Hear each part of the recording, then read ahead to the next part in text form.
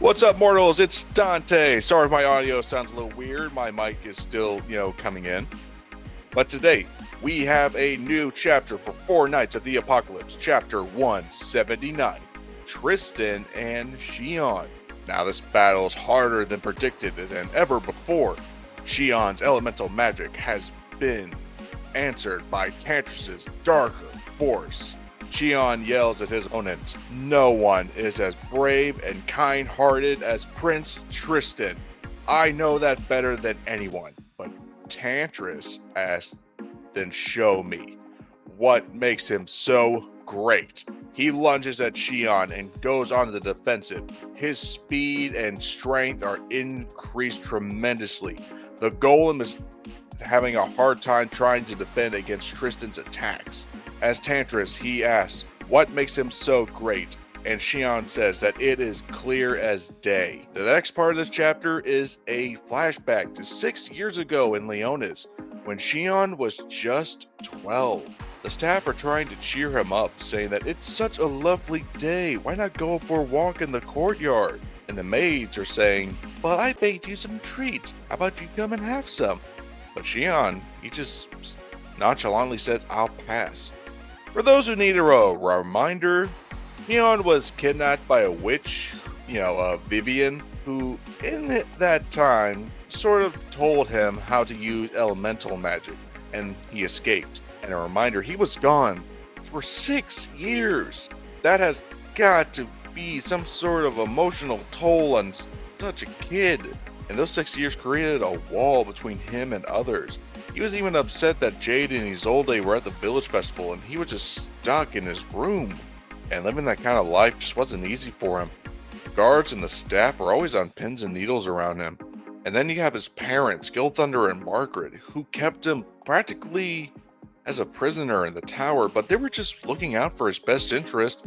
And all that changed when a young Tristan came to visit. It says that Tristan here was 12, so this is before the Grudge of Edinburgh. He asked Chion if you want to go horseback riding, saying that you got one for your birthday, right? Tristan is just being just a little dork and just does not amuse Chion. Chion asked, did His Majesty and the Queen ask you to invite me? You don't have to fret about it. And Tristan just hops on over. No, seriously, he just hops on over. Like, this is cute. Saying that his parents are out on a diplomatic mission, so he figured they'd come out and hang out and play. He tries to cheer his cousin up, saying that staying in a room all day is boring, so let's go out and play. But young Chion just slaps him around, saying, I'm not holed up in here because I want to. There's just no telling when that woman's gonna come back and attack me. They're so afraid of Vivian coming back, they put a barrier around his room and worried that what will happen if she comes back. And speak of the devil and the devil will appear. The barrier has been broken. Oh no. Yep, this bitch is back. It's Vivian. And wow, she lost weight. I remember her looking like she should be on Weight Watchers. The castle guard are alerted that the barrier has been broken. 𝐬𝐻 and Margaret come rushing in, demanding that Vivian take her hands off of their son. Vivian, the psychopath, just sings along saying, ah, Gil, it's been such a long time. And Margaret, ravishing as ever, she threatens them, saying that one little nick and she'll cut his face. And this understandably shocks Chion down to his core, afraid that he'd be taken again and never escape the room. No one dared, not even his parents, fearing for his body. The only one who walked up was Prince Tristan. This shocks Vivian, saying not a step further, but Tristan just says, hey Chion, if I leave a scar that never goes away, I'll be your friend for life. Not sure why he would say that. This confuses the two, especially Vivian saying, hold up, but it is too late. Tristan uses his demon mark, and oh boy, Vivian realizes that she messed up big time. And, well, yeah, with his demon mark, Tristan essentially blew up the room, and for some reason, Vivian is still alive. Yeah, is anything gonna ever off this bitch? So, she's arrested, and if you couldn't tell by the knife, something happened to Shion. And apparently, this magic caused Tristan to go in a land far from Liones. It's days later, and Tristan is training to be a holy knight, and Shion comes to see him, seeing that now he has a scar across his face, and now I guess they're going to be friends forever. The two began to have a conversation. But how are you able to do that anyway? Everyone there was too afraid of hurting me to act, even his parents, but not you. Tristan says because scarring you wouldn't be the worst thing, right? The worst would be abandoning you, huh? It's then that Shion realizes, to quote, always consider the worst case scenario, right? And young Tristan just points out, saying, yes, like that. And the two just started getting along. They go on a ride, and Shion says that he's never ridden a horse before. Tristan says that neither has he actually, so I guess this is how they got the horse Escanor. Cut back to the present, and we see the fight is continuing.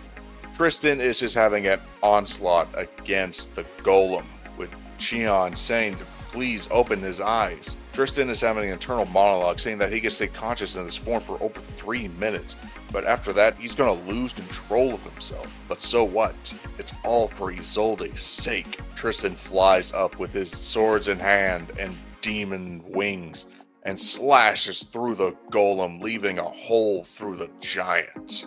Earth and debris falls on the battlefield, almost knocking Shion out, and Tristan stares at him. Black mark with no remorse. Quote-unquote Black Tantris' immense strength has subdued with its dark aura, and has smashed out the snout of the golem with one strike. What a shock! That form, you hesitated. You feared your own force. That's your resolve to protect others. Shion falls off the side of the arena. He practically falls to his death, saying that just as I always knew, you're nothing but the Prince Tristan I know, or so it seems. The winner of match 3 block A is Tantris. Tristan grabs Shion with his Goddess Clan wings flying, and he asks, but who are all of you? Okay, that was actually a nice chapter.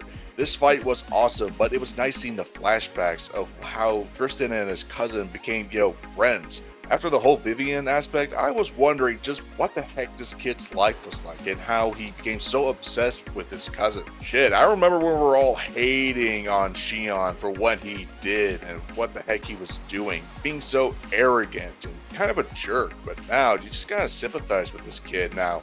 That's real growth. What do you think is gonna happen next in chapter 180? The first rounds of fight are about to wrap up. We only have a few contestants left, and then it's going to be the winners versus winners. And then soon, whoever's gonna make it to the end and become the winner. But hey, let me know in the comments, and if you love 7 Deadly Sins and 4 Nights of the Apocalypse material, subscribe to the channel. We'll be out with more material very soon. This has been Dante from the Anime Underworld. I'll see you mortals later.